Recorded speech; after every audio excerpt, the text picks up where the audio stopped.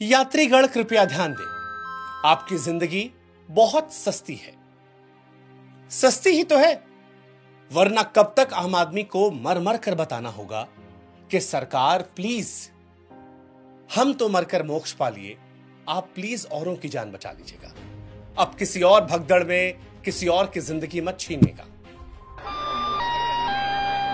यात्रीगण कृपया ध्यान दें,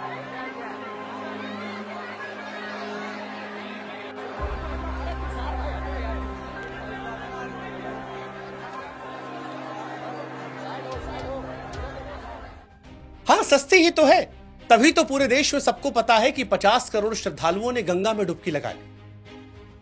पर जो नहीं पता चल पाया वो ये कि जब कोई ट्रेन नहीं टकराई, जब कोई ट्रेन पटरी से नहीं उतरी, फिर 18 लोग रेलवे स्टेशन पर कैसे मर गए। रेलवे का बयान सुनिए तो ऐसा लगता है कि सारी गलती तो लोगों की है, रेलवे का कोई दोष नहीं। रेलवे के हिसाब से तो भगदड़ भी नहीं हुई थी, ना प्लेटफॉर्म बदला गया था, ना ट्रेन कैंसिल हुई थी, ना अधिकारियों की गलती थी। गलती तो आम लोगों की थी। वो लोग जिन्हें कुंभ नहाकर मोक्ष पाने संगम जाना था, वो देश की राजधानी के सबसे वीआईपी स्टेशन पर सिस्टम, सरकार की बदइंतजामी और लापरवाही के हाथों प्लेटफॉर्म पर ही मर गए। बड़ी हैरानी होगी ये बात जानकर, हैरानी होगी आपको ये जानकर कि प्रधानमंत्री आवास से नई दिल्ली रेलवे स्टेशन की दूरी महज 5 किलोमीटर है, समय केवल 20 मिनट। रेल भवन से नई दिल्ली रेलवे स्टेशन की दूरी केवल 4 किलोमीटर है, समय 15 मिनट। राष्ट्रपति भवन से नई दिल्ली रेलवे स्टेशन की दूरी 5.25 किलोमीटर है, समय लगता है केवल 20 मिनट। और जिस संसद में खड़े होकर अब तक रेल मंत्री ये दावे करते रहे कि दिव्य कुंभ के लिए भव्य इंतजाम रेलवे ने कर रखे हैं, उसी संसद से केवल 3 किलोमीटर दूर नई दिल्ली रेलवे स्टेशन के प्लेटफॉर्म नंबर 14 की सीढ़ियों और प्लेटफॉर्म नंबर 16 के एस्केलेटर के पास प्रयागराज जाने वाले यात्री भगदड़ में मर गए। सबसे हैरानी की बात यह है कि यह हादसा किसी कस्बे के छोटे स्टेशन पर नहीं हुआ है। यह भगदड़ किसी गांव से हॉल्ट के बाहर नहीं हुई है। यह मौत की चीखें किसी दूरदराज के प्लेटफॉर्म पर नहीं उठी हैं। रेल मंत्री जी, आपकी नाक के नीचे देश की राजधानी नई दिल्ली के सबसे वीआईपी रेलवे स्टेशन पर यह सब कुछ हुआ है, जिसे आप और आपका रेलवे भगदड़ तक बांधने में 3 घंटे लगाता रहा। जनता की मौत पर बचाव का लिजलिजा, बदबूदार काला कंबल, सफेद लिहाफ लगाकर देने की कोशिश रेलवे ने शनिवार रात कैसे की, ये जरा आप देख लीजिए। हजारों यात्रियों को संभालने का इंतजाम था नहीं, और मौत होने के बाद स्टैम्पैड के पर्यायवाची रूप रेलवे के लोग खोजते रहे। सबसे पहले कहा गया कि ये एक अफवाह है, र्यूमर, ऐसा तो कुछ हुआ नहीं। इसके बाद कहा गया नो स्टैम्पेड। थोड़ी देर बाद बयान आया स्टैम्पेड जैसी सिचुएशन है। फिर एक नया तुर्रा आया कि भाई साहब भीड़ बहुत ज्यादा है, लार्ज क्राउड। उसके थोड़ी देर बाद ह्यूज रश, और आखिर में सिचुएशन अंडर कंट्रोल बताकर वीडियो दिखाकर 18 मौत को सन्नाटे में दबा देना चाहा। लेकिन रेल मंत्री साहब, सब कुछ पावर पॉइंट प्रेजेंटेशन से नहीं होता है। सभी को पता था कि 2 हफ्ते से वीकेंड पर कुंभ के लिए प्रयागराज जाने वाले भक्तों की संख्या बढ़ जाती है। सभी को इस बात की खबर थी कि रेलवे स्टेशन पर बहुत सारे श्रद्धालु लगातार ट्रेन में किसी तरह भरकर, किसी तरह ठूस कर टॉयलेट के पास बैठकर संगम नहाने जाते हैं। सभी को इस बात की जानकारी थी कि शनिवार शाम से नई दिल्ली रेलवे स्टेशन पर बहुत सारे लोग जुड़ रहे हैं।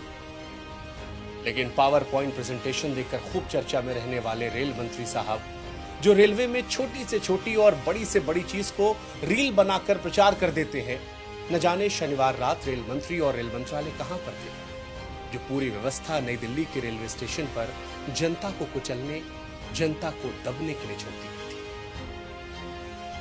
अब मंत्री जी को कौन समझाए कि जांच से सरकारी आंकड़े जरूर दिख जाएंगे, लेकिन जो नहीं दिखाई पड़ेगा वो ये कि मरने वाले इंसान थे।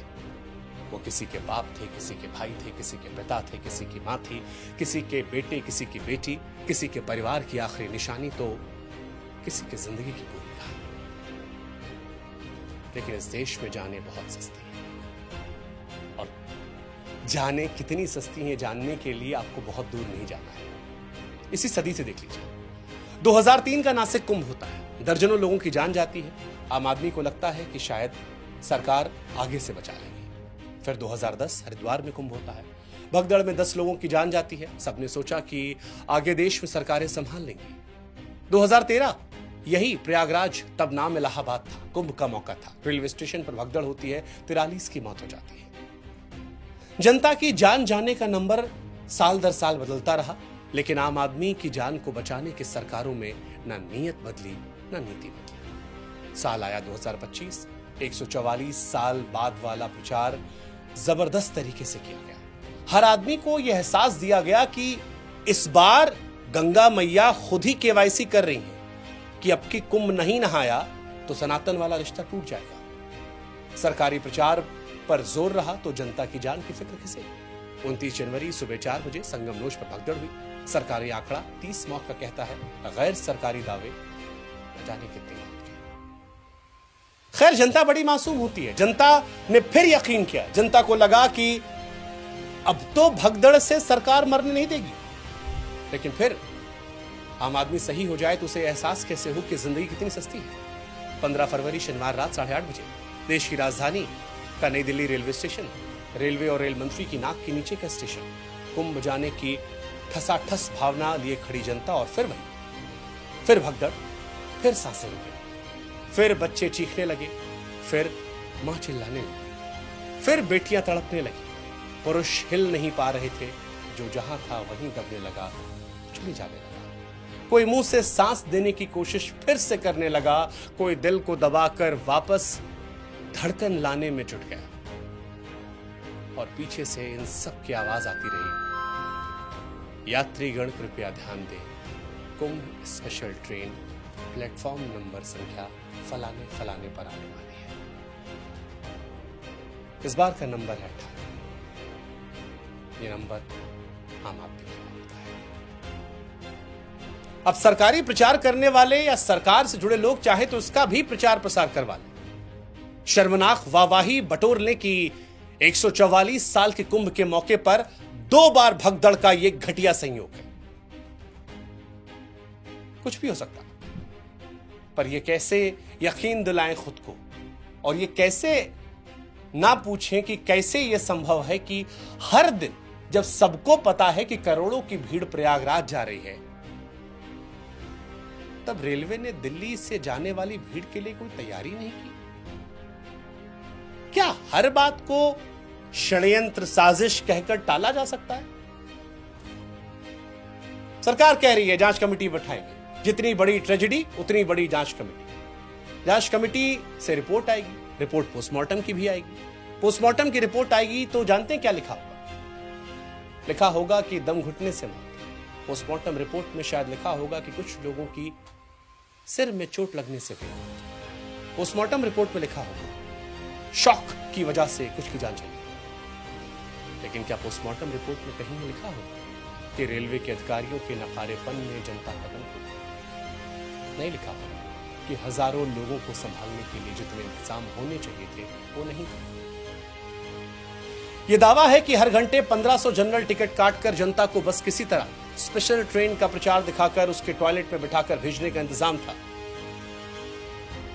सीसीटीवी कैमरा था, लेकिन सीसीटीवी कैमरा क्या देख रहा था ये किसी को नहीं पता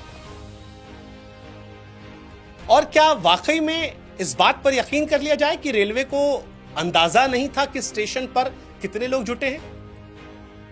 और अगर अंदाजा था तो जवाबदेही किसकी, जिम्मेदारी किसकी? इन लोगों की जिंदगी जाने के पीछे जिम्मेदार कुंभ स्पेशल ट्रेन का नंबर गिनाकर वाहवाही लूटने वाले की कोशिश में बेसिक व्यवस्था भूल जाने वाले रेलवे अधिकारी, रेल प्रशासन, रेल मंत्री क्या तारीफ लूटने वाले जिम्मेदारी, जवाबदेही भी रखेंगे?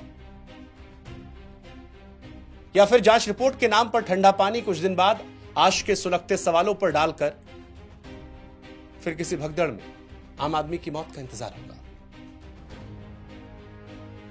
सवाल ये भी, आम आदमी की मौत दुनिया के सबसे बड़े लोकतांत्रिक देश में इतनी सस्ती क्यों है? सोचिएगा जरा। जय हिंद, जय भारत।